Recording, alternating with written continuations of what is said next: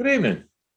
Welcome to Community and Technology, where we connect the global community with news, information, and resources that we hope will help improve your life. I'm Stu Reid, and here with my co-partner, co-host, Dave Burstein. Hey, Dave. Hello. So what's going on, Dave? We know this thing in Ukraine is crazy, and there's a big technology component to it. One of the things I saw, Dave, and I'll get your comment on this, is Elon Musk activated the Starlink internet satellite-based system in Ukraine and sent a bunch of terminals over to the government to help with some interruptions they're having in their connectivity. That's pretty frightening, actually. Which part? The interruptions or what? The interruptions is something we'll talk about in a minute, but the ability to bypass everything in the country and send in what you want to send by using the satellite is not obviously a good thing. Now, there are many people, like the Chinese, who want to keep information out, and I don't think either of us like that idea. But I think it's certainly, well, for example, we had Radio Marti in the United States putting unsound misinformation, propaganda aimed at the Cuban people. And it was designed so that the Cubans couldn't do anything about it. Certainly if it's from a satellite. So if you say satellite beams, and we're accepting that now, satellite beams can go anywhere and there's no way to do something, it's actually enabling the misinformation and propaganda that Elon Musk is trying to avoid and Ukraine is trying to avoid. Okay, let me ask you this, Dave. Just break it down for some of us that aren't as sophisticated technologically as you. How is it different? Granted, we know it's not land-based. It's not fiber optics. It's not land-based wireless. It's in the sky, many miles up in the air. How is the ability to control that and put information or disinformation on that different than the general internet that we know? The general internet, there's plenty of ways. You can block things if it's right and appropriate. For example, there are many people, including the folks who own major networks in the United States, who are blocking RT, the Russian television network, this week. Is that right? Is that wrong? Well, that's a different question. But what getting it from the satellite does means nobody on the ground effectively can block it. I assume there'd be some ways to jam it, but nobody's ever done that before. Not even the satellite operator themselves?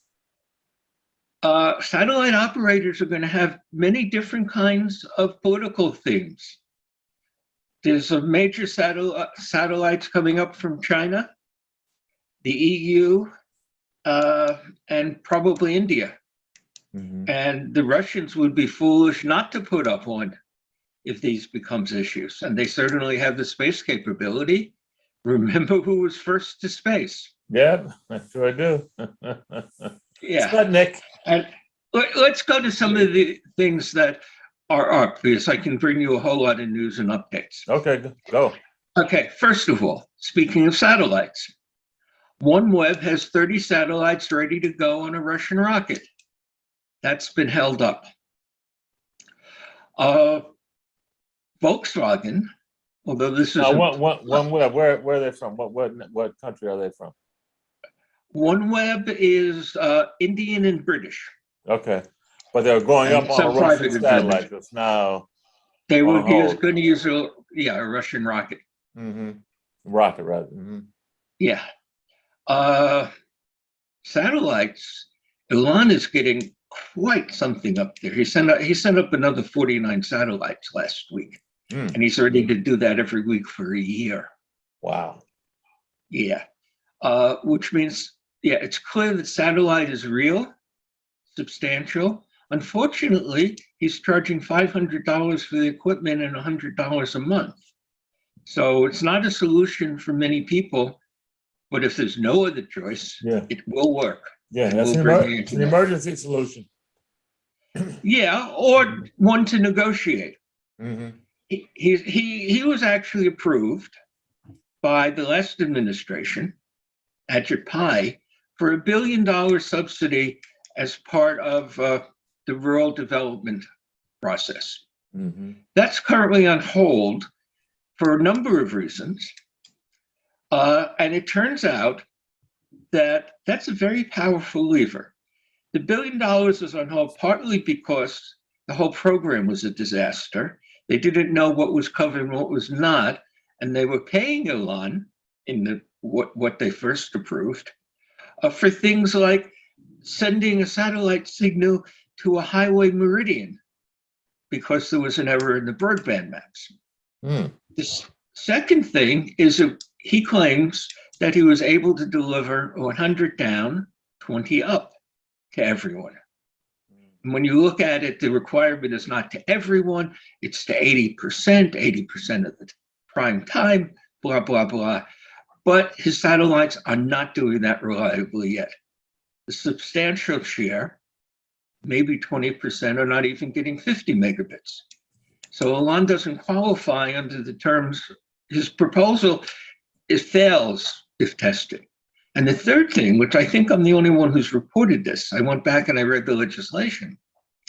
That proposal requires that that anybody getting this money provide services comparable and at a comparable price to the general broadband in the United States, and that's $50 to $70, not $100. So I actually wrote an editorial saying Jessica Rosenworcel at the FCC should make a compromise with him. Let him have the billion if he actually does connect a lot of people. Deduct something because he may not be hitting his speeds, but he's not that far from it. Mhm. And require him to offer service to a certain number of people, say 20% of the million he said he was going to connect, for the $30 that is our proposal, it's what we're paying in the ACP covering for poor people. Which I like. I don't think that was going to happen, but I certainly could say it would be a good idea. I like it. Yeah. Getting and so Joe Biden lied about this last night in the State of the Union. I haven't read it, but I think I know what he said. He said he was going to bring affordable internet to all Americans. Actually, about 30% of America is left out of it in his current planning. We have a decent definition of what affordable internet is, the $30 for the Fed. That means that people's own out-of-pocket cost can be zero. That's affordable. That I think is affordable. That's a good solution. And there's a lot of people, for example, thinking of going into poor neighborhoods in New York and just putting Wi-Fi up to do it. And can do it for $30. So that really is a significant way to get broadband to everyone. However, in many places, you don't have that choice. The $30 option. You don't have it. You get the $30. You get a $25 or even $10 option from Comcast and Charter and so on, if you have kids in school. And when they say they have other provisions, they add up to almost nothing. So that right now, in most of the US, you have to spend $70 to get internet, not 30. And there is nothing in the $65 billion that the feds are spending that requires getting the affordable internet to those people. Now, So, Dave, so is that a population that does not qualify under the ACP?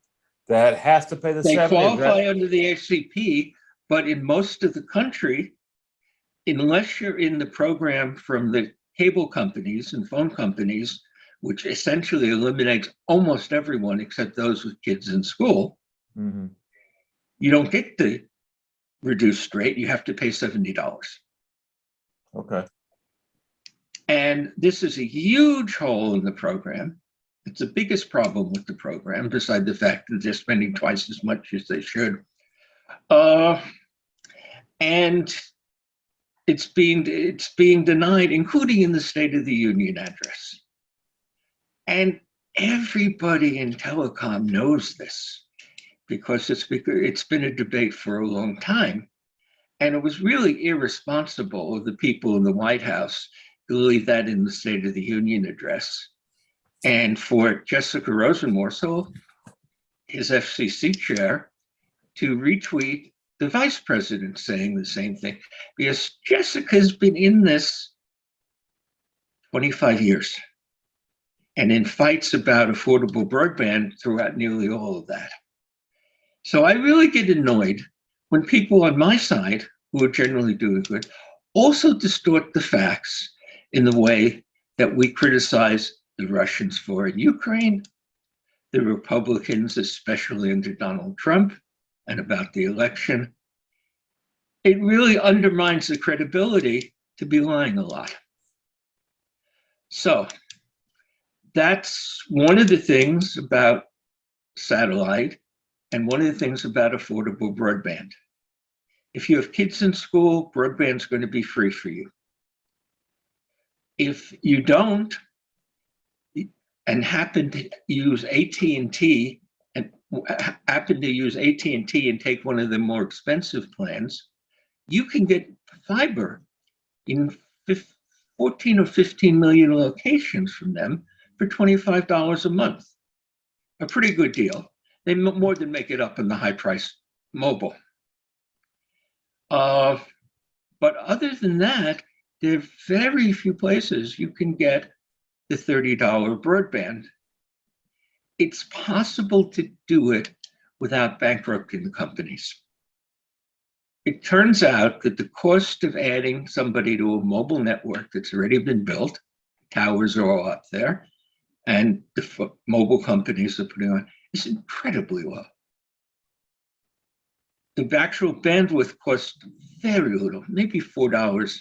I use the number of $4 to $7 a month, which is why Comcast is willing to give poor families with kids in school a $10 service, because they're not losing money on it. Mm-hmm. And I think it would be a darn good thing for T-Mobile from the business point of view to offer their fixed wireless at $30 to the 20% of the US who qualifies for the ACP, whoever they're offering fixed wireless, which right now is about 25% of the country, and within 18 months will be about 70% of the country. So that may bring a decent internet affordable to other places, but that hasn't happened yet. Mm-hmm. Mm-hmm. It would be a really smart business move because he would get a heck of a lot of customers from cable. And T-Mobile doesn't have any landlines. Mm-hmm. So these would all be new customers. And new customers, you don't have to look at the total network cost. You're profitable if you more than cover the marginal network cost. And the marginal network cost on any network in place, virtually anywhere in the world, is $4 to $7 a month. Because yes, you do need to have more bandwidth. Bandwidth is not free, but it's pretty cheap now and getting cheaper all the time. How good is that? Well, on my phone, if it's working, I get 90 down, 50 up from T-Mobile. And that's indoors. If I put it outside the window, I presumably do even better. Mm. And T-Mobile is upgrading a lot of things. That's a perfectly decent thing. Yeah, that's great. Well, now, Dave, I know we're talking about affordability in the U.S., but I want to circle back again before we lose the train of thought to Ukraine and Russia and what's going on over there. And I know some folks have talked about blocking Russia and trying to disrupt their internet. And I know a big nonprofit that you and I are both involved with wrote, the CEO wrote a piece against that. Give us a backdrop of what's going on there. Okay, when you say a lot of people are suggesting cutting Russia off from the internet using the domain name system that's run by ICANN, the most prominent person asking that is the vice premier of Ukraine, who has an eloquent 2-page letter, which is up on the net, saying this war is being supported by a torrent of misinformation, which it is, coming from Russia, and that's an important part of Russia's ability to wage the war. And this war is a terrible thing, which I certainly agree with. And they say an effective way to help Ukraine at this point would be to cut Russia off the internet, mostly off the internet,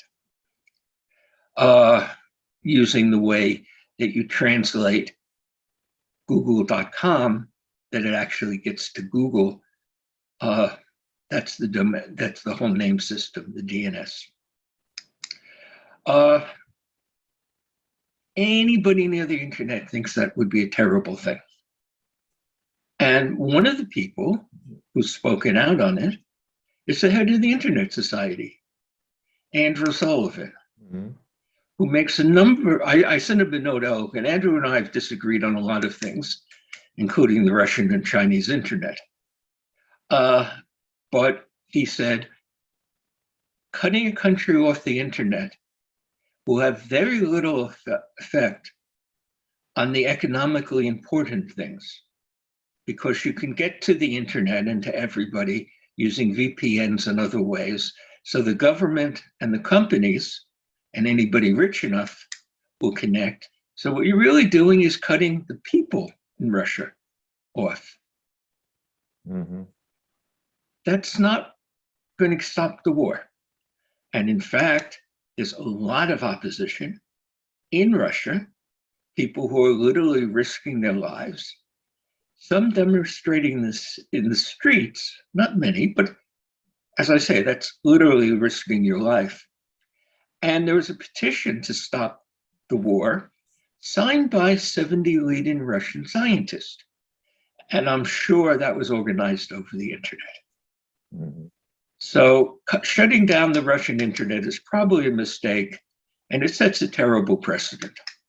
Now, it's probably not going to happen, but some of the Washington politicians are saying. Now, interesting history. I got involved in this debate about 8 years ago. In fact, that's where I met Andrew Sullivan. Russia said, we want to have control of our internet because we don't know what other countries are going to do. And currently the internet is controlled by the United States and allies. And at that point, the US had already been putting sanctions on Russia after they took over Crimea and the Donetsk Basin. It wasn't crazy to think that if something happened, the US would tell the domain system, which is run by ICANN, which runs the domain system and is based in California, and a US corporation, to shut down Russia. So I said it was perfectly reasonable for Russians to have a backup system. And everybody who tries to keep the internet the way it is said, this is ridiculous, it's horrible. We all agreed that it was unlikely, but it's certainly quite possible now when we're sitting there in a war situation. The war is terrible. The war is inexcusable. I don't know the definition of a war crime, but the invasion of Ukraine is something that the world should stop if it can. I don't think we can, because we don't have much of it. The Red Army is a very powerful force. and presumably is unstoppable. A slew of analysts are amazed that it's now 7 days and they haven't taken over all of Ukraine. Now, that seems absurd in general sense. But Israel did the 7-day war against the Egyptians. And today, Russia has enough tanks that if they were willing to kill more people, masses, they already probably killed 2,000 civilians. That's a Ukrainian number, not verified. They could have taken over Ukraine in 7 days. There's 600 tanks circling Kiev now. And if they all started sending shells, there's no way they could be resisted. Now, Dave, I'm a little surprised. Comment, if you would, on, we haven't, I was going to say it has not been reported any cyber warfare on the part. Oh, no, it's out there. What's going on? Are they hitting power systems, communication systems? What's going on? Nothing big at this point. Mm-hmm. Some people who may have been Ukrainian brought down most of the websites of the Russian government. Ukrainians are not stupid, and the web is very vulnerable. It's just like the North Koreans and the people in Iran have been able to break into the significant parts of the American internet. Somebody, presumably the Russians, have been mucking around with much of the internet in the Ukraine. And the story this morning was that Microsoft has jumped in to eliminate the malware and the tools that were being used to shut down most of the Ukraine. So presumably it's possible to do things like take over nuclear power plants. The United States, working with Israel, did take over a nuclear manufacturing facility in Iran. The Russians, who are very good on technical things, presumably could have done it and chose not to. Why? I'm not sophisticated enough to figure out all the politics on that. Meanwhile, the US is trying to destroy the Russian internet in another way by cutting off all the phones that they couldn't be shipped to Russia.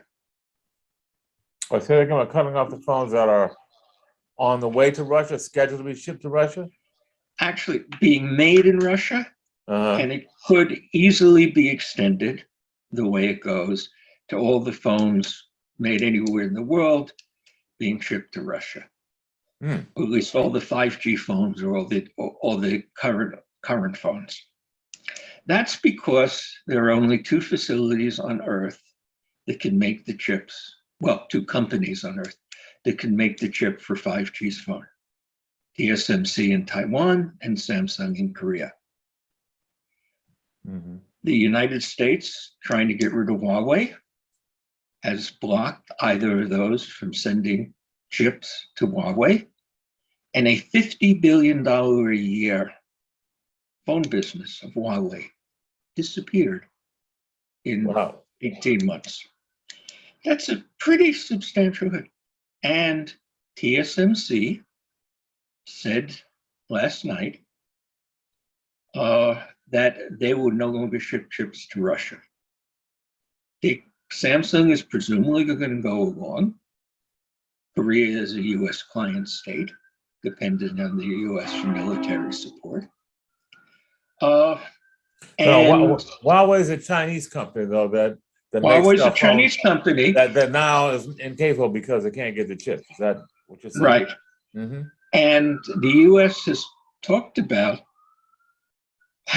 we've cut off the chips from Russia, and we're capable, by telling the Taiwanese and the Koreans not to ship, to shut down anybody shipping phones into Russia. Okay, so there is a huge logjam at this point because there's only 2 companies in the world that can make the chips for a decent, what today is a decent phone, which is 5G. Wow. So that's some of it. Volkswagen has had to cut most of its production because the Ukrainians were making the wiring harnesses for most of the cars. Hmm. They shut down they had to shut down, they couldn't get them from the Ukraine, so they had to shut down most of the plants in Germany already. Mm-hmm. There is a fear that the chip making plants, all of the major ones, may be seriously affected because the Ukraine is also the primary source for the neon gas that is used in some chip making processes. Wow. It's mined there, or they process it? It's mined there. Wow. Or picked up for, Mm. or drilled for. Mm. I don't know how you, I don't know how you actually get neon. I think it comes as a side product of natural gas production. Mm-hmm. Lithium, much of it for electric cars, comes from Russia. Not all of it. China has even more, and Bolivia has some. But Russia is a major producer. Mm-hmm. And of course, we're already paying more for our gasoline. Oil, when I looked this morning, was going for $109 a barrel, the highest price in a decade, and twice as much as what it was going for 2 years ago. We've seen it at the gas pump, and we're going to see that filtering through the entire system. The higher oil prices will raise the energy cost of every data center on Earth by about 5%. Mm-hmm. I don't think Google is going to raise their charges directly, but that's one of the things that will be directed by the United States cutting off Russian oil, and if we seriously blockade it. There was one other example. Give me a few questions while I look this up. What else do we want to talk about? Well, actually, I think we want to take a brief break, Dave, and we can kind of look up some of that stuff that we've been noodling around with. We're about halfway through the show, and I just want to remind our listeners and viewers that this is WHCR 90.3 FM, the voice of Harlem, and you're listening to Community and Technology with Dave Burstein and Stu Reid.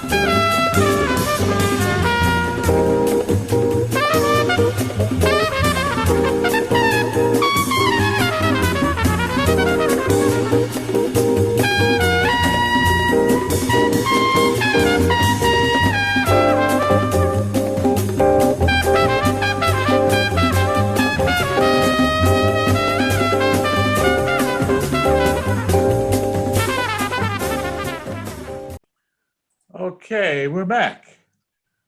Community and Technology, Dave Burstein Stu Reid on WHCR 90.3 FM. Just took And a I'd like brief to break. tell Donald Byrd, Fancy Free. Back to you, Dave. Yeah, I'd like to tell our listeners that this show is being taped a week in advance. So I've been saying things are happening today because the Ukraine war is having major impacts throughout the world, including the technology thing. Mm-hmm. But it's going to be a week out of date by the time we play this for somebody. It'll be up on YouTube before that. And we should put a note at the beginning because I kept saying today before without realizing that, of course, people hearing it are going to say it will be last week. Mm-hmm. So I have to be careful about that. Yes, okay. Absolutely. And of course, we used to be live, Dave. Pre-pandemic, we were in the studios at the WHCR on the campus of City College doing our live broadcast. But now that we are still in a bit of the pandemic crisis, we are taping, as you said, a week in advance. So yes, so even though the information is maybe a week behind, I think it's still timely, Dave. I mean, particularly in terms of the impacts that we're talking about, which are broad and far-reaching, and I don't think a lot is going to change between this week and next, although things on the ground certainly could. The things we're talking about, the impact on the internet and so on, that's probably going to be the same. What happens in the city of Kiev in the next week before this plays, I don't know. And it's hard to even think about it. Yeah. There are 600 Soviet tanks around Kiev at this point. It's a city of several million people. If those tanks started shooting, the result can and might be horrendous. Yeah. Yeah, it's pretty frightening. I mean, the sheer firepower of the Soviets is overwhelming from what I see. So just hope and pray that. Trucks. Yeah, we hope and pray. Mm-hmm. that cooler minds prevail, and I'm hoping the talks are more than just smokescreen. Although I can't say that I really believe that in my heart, because that Putin guy, I think he's got an agenda, and he looks hell bent on making it happen. From where I sit, I'm hoping I'm wrong. Well, he wants to go down in history as Putin the Great, just like Catherine the Great, who was called Catherine the Great because she is Empress of Russia, conquered a whole pile of countries south of Russia. And Peter the Great, same story. And for that matter, Alexander the Great. Why is he great? Well, they did make libraries in his name. There's still a city of Alexandria in Egypt. But the main thing he did is he conquered first Greece and then Persia, which was an enormous power at the time, and then conquered everything up to the Indus River, which now is mostly in Pakistan. And he took Egypt. He made a side trip and conquered Egypt. For that, he's called great. And that's the way history thought of things. And I don't think if I were in Russia today, I'd be out risking my life. But maybe I should be. Well, no, I just wanted to change course a little bit, Dave. And you're talking about your 5G phone, and you had a whole meltdown experience with that. I don't know if you want to go into that, but one of the stories that we were looking at together was a story about the metaverse. This whole virtual world that is under development, and Facebook is one of the big proponents, as well as many others. And story that I looked at today that you share with me was that criticism or question whether or not the current and 5G networks as they're being rolled out are technologically robust enough to support the coming metaverse. What's your take on that? The reason this is in the news is that Rabinowitz at Facebook blogged a day or two ago that the networks are not robust enough to support what they want to do in the metaverse with virtual reality. This is shocking people. These people like the CEO, Hans Vestberg of Verizon, have been shouting for years that their 5G is going to enable virtual reality. And my friends at Virtuality are very happy because Verizon has been sponsoring their projects for good PR. But it turned out that two and a half years ago, Verizon decided to cut its investment in the edge networks with very low latency that would be necessary to deliver virtual reality. Those headsets. Okay. Turns out. What's an edge network, Dave? Just briefly, from a layman's point of view. It's a pile of computers that are close to you, that lets you get, you using them, that lets you get a faster connection to the server that is supporting your virtual reality. Okay. And Verizon had a plan 3 or 4 years ago. I know some of its details, so I know there was a plan to build 1,000 of those computer centers across the United States, close to everybody's home. Turns out it's not the distance as such. The speed of light is still pretty fast. But to get from me or from the phone on which I'm speaking now, to a server, to Verizon server, and then to you, takes too long because there's a lot of machines in the middle called routers and switches, and they add milliseconds of latency, which makes no difference for almost anything. But virtual reality is the exception. You need to refresh that screen really fast. You can't have a delay or a lot of people get nauseous. Turns out Verizon, by canceling those data centers, raised the latency in much of their network from a planned 10 to 15 milliseconds to what they officially say is 20 to 35 milliseconds. Now, the latency is how quickly the network refreshes itself, Dave? Is that what latency is? It's how quickly you connect to the computer that you have to connect to. Mm-hmm. Whether that's Google server or Verizon server and so on. So among the very few people in the world who realize this, were listeners to this show, because I discovered this 3 years ago and have been yelling and screaming that while Verizon is saying 5G is going to do virtual reality for everybody, the network they were actually building is too slow for 5G. A lot of people will get nauseous if you try to do 5G in Verizon's network. And they've been covering that up and lying about it. Most notably, Hans Vestberg, but lots of other people. Chairman of the FCC, the Chinese bureaucrats, and so on.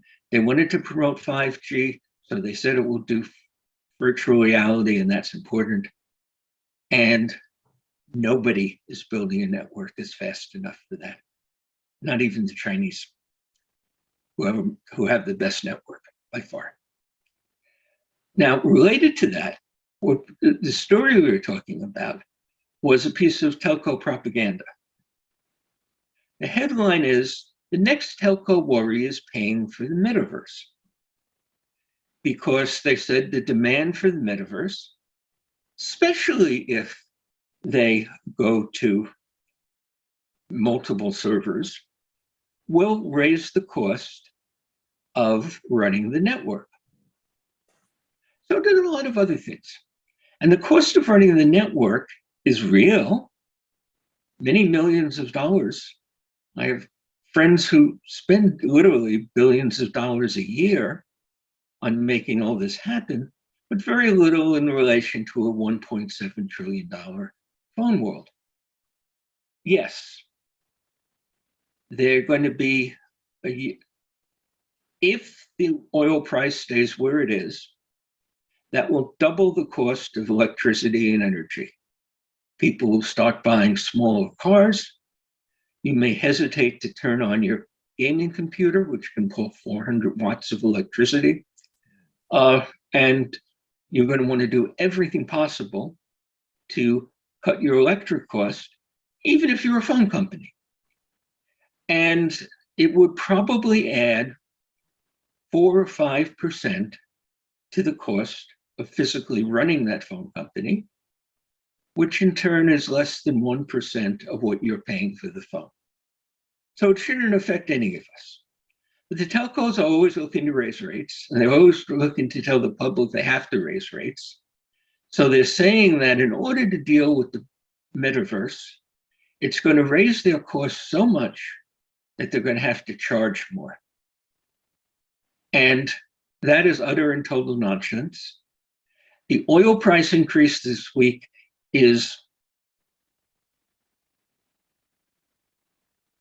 going to raise the telco cost by several times more than any increased demand. And probably the actual improvements will cost little or nothing. Deutsche Telekom recently said that their capital spending is going to be the same for the next 3 years. So Dave, are you saying that the energy costs are going up, but they're using the technology smokescreen to help cover the cost for the energy, for the increased energy costs? Is that? They're using the fact that it is true energy costs are going to go up. And they go up because you're going to use the internet more, and that needs more energy. Although there were a lot of people working very hard on reducing that. But they're not saying that. They're saying they've got to spend money to make it more robust to handle the metaverse functionality. And when you realize just how big phone companies are, it adds up to a hill of beans. Mm-hmm. less than 1% of what you as the customer are paying. But they want to use that as an excuse to charge Netflix and everybody else sending video. Mm-hmm. They want to charge you extra, make sure their network works, that has proper quality of service, so that your network doesn't stop, so your Netflix doesn't stop. And that's almost never a network problem today, and so on. So it's a smoke. The cost of the energy is real, but it's a smoke screen to justify again and again ways the companies will be able to charge more or get more from the government indirectly. So yes, there's a real energy cost. It really matters. My friends who run data centers are going to bust their budget if the price of oil doesn't come down. But 5% increase is not huge. And when that's 5% of only 15% or 10% of the total, it's just not enough to affect consumers, and certainly not enough to make the public interventions. And I just lost the light, so let me put that back. Let me get out. Okay. Okay, we are starting to wind down a little bit. You're listening to Community and Technology on WHPR 90.3. Dave Burstein and Stu Reid. Dave, we just got a couple minutes left. You had an interesting story about No, your... it wasn't interesting. It was a horrible story. It was a horrible disgusting. Story about your interface with your telco provider. Maybe you could just briefly kind of let folks know. The phone know. I'm talking to you now and is doing the video is a cheap 5G phone from Boost Mobile that costs me $270 and works just fine. But Boost, which is owned by Charlie Ergen, this network, blew the accounting and their computer system when they programmed it. I took an offer they had, which was $279, and I would get the phone in 12 months of service, 4 months ago. Yesterday, my phone suddenly didn't work. And when I got to Boost online, they were saying that I had to pay $50 for my next month's service. Again, I prepaid for 12 months. That kind of mistake happens. But the horrible part of it is what happened when I tried to get that mistake corrected. And besides spending about 2 hours holding on the phone, they didn't want to touch it. And the people on the phone at Dish Mobile swore that I was lying, and there was nothing I could do about their lying, cheating bill, which was presumably an innocent mistake made by a programmer who didn't program for this particular special offer, which was only for 2 weeks or whatever. And I tried calling, when I spoke to tech support or billing support, I asked for the supervisor. The guy said, supervisor's going to tell you the same thing. There are no 12-month contracts. I said, can I have the supervisor, please? And she said, I'm not going to give you the supervisor. And I 5 times asked for the supervisor and didn't get it. What could I do about their mistaken billing? Nothing. So what, and that's a common thing. Dish is maybe worse than others. One example doesn't prove very much. But this is what's happening at most American companies. It is forget what the customer is. If we can find a way to charge them more, we're going to do it. Even if it's illegal, even if it's a clear mistake on our part. I called back in and eventually got to the supervisor after 40 minutes. And I gave the supervisor the link on the web about the special offer they had last October that included 12 months. And she said, let me look at it. And 10 minutes later, she got back to me and said, you're right, we'll have to do that. And in 48 to 72 hours, your phone will probably be turned back on. Now, that's totally unacceptable on any level. First of all, many of us are totally dependent on. If I was a kid doing school classes and that was my only internet connection, I couldn't go to class for 3 days. Service. That's crazy. And I do most of my work. Now I happen to have a landline and I can hook and I have Wi-Fi in the landline, so it's not really affecting me. I'm using that phone now. But just before I came on the air, I tried to make a phone call and inverted. This is Boost Mobile. In order to complete your call, you must resolve your bill. You owe us $52 and something cents. And I know they're probably going to fix it, but oh, did I get angry. And what's going on there is no consumer protection in most instances in the United States. That if I went to the FCC to complain, the FCC would take the complaint, send it to T-Mobile. T-Mobile would send them back. This has been corrected. The FCC would close the file and it would count and they'll see, oh yes, we had 7,002 complaints about T-Mobile this month, not 7,001. If I tried to take it to New York State on broadband connections, I would be told by T-Mobile that New York State can't do anything about it, even though it's obvious consumer fraud. That the federal regulations preempt the state. This actually is in the Court of Appeals at this point.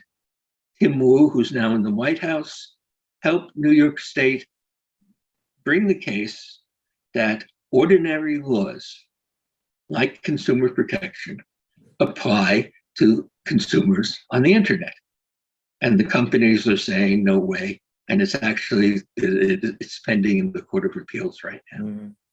So, reason for consumer protection, reason for distrusting Boost, and a thing to understand that this is exactly what you expect from a capitalist society, where a company's main goal is to make more money, and they don't care about their reputation.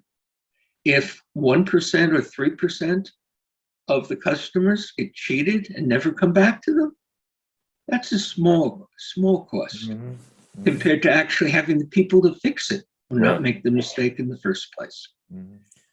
That's my experience. I'm mad as heck. Yeah. But fortunately, and the scale of these companies, they're so huge, and the market share is so large. There's a handful of companies in all these sectors that control the entire market. The individual consumer really has virtually no recourse. So we're at their mercy. It's really mostly just hard. Now, I could give you ways to fight back. In my case, I could have fought back just fine. I could have gone to the PR person at Boost, and they would have fixed it for me. I try not to take advantage of that. But for Boost, I am a VIP, and there's loads of other ways. I could have put up a website. T-Mobile sucks big time. And that actually is fairly effective. That's almost every company, like Verizon, has taken the website, Verizon sucks, so nobody else takes it. Okay, Dave, we're about out of time. I'd like to devote a whole show to that, those kinds of responses and consumer activism. Wow. Okay. This has been Community and Technology. Dave Burstein and Stu Reid. Dave, any final comments before we sign off? Again, when I said today, I recorded it a week ahead, and by the time you hear this, there may be some changes, but what's underneath it and the things we're mostly talking about are going to still be true. Let us pray for the people in the Ukraine and for the 18-year-old Russian soldiers who were drafted and are also dying. Okay. The old men make these wars. Yeah, and the kids pay the price. But not their kids. No, not their kids. No, their kids get exemptions. Yeah. Okay. Well, thanks for listening, folks. Thank you, Dave. This has been Community Technology on WHCR 90.3 FM. the voice of Harlem. Stay tuned next week, every Wednesday, 5 p.m. Thanks for checking us out. Take care.